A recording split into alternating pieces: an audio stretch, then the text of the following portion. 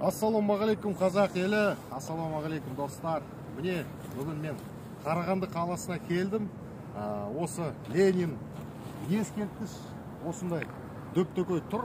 Мына жерде менің ойымша оны алып тастау керек негізінде. Бірақ тақырып басқа. Мына жерде осы бейнені көрген шығарсыз менің арнамда. Тура осы жерде жиналыс болды.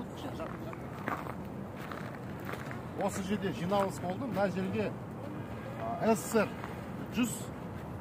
100 лет СССР и требуем референдума деп сөздер жазылған. Понимаете? Требуем референдума на этом месте.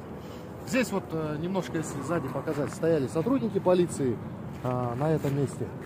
И из акимата девушка из внутренней политики.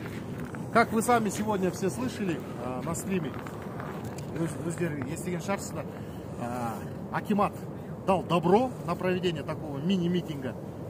Здесь висел советский флаг, слова о призыве референдума, требования референдума и 100 лет СССР.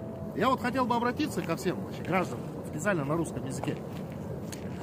Насколько мне известно, Советский Союз сдох в 91 году. И его больше нет. Есть независимые государства. Наша страна независимый Казахстан, которому уже более 30 лет. Но вот эти вот, я считаю, сепаратисты ведут дальше дату. То есть они не признают нашу независимость, 30-летие. У них 100 лет СССР, понимаете? Они считают, что они живут в СССР.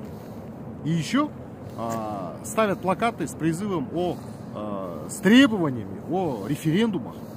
А все мы помним референдумы. Референдумы в Крыму, в Донецке, Луганске, в Харькове, в Херсоне.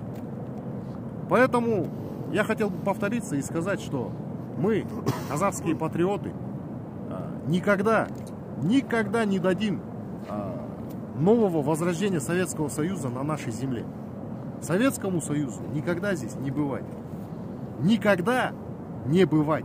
И вот этот памятник Ленина когда-нибудь или мы, или наши братишки, или сыновья, или внуки снесут его и выбросят на задворки истории. Вот все, что я хотел сказать. Рахмет.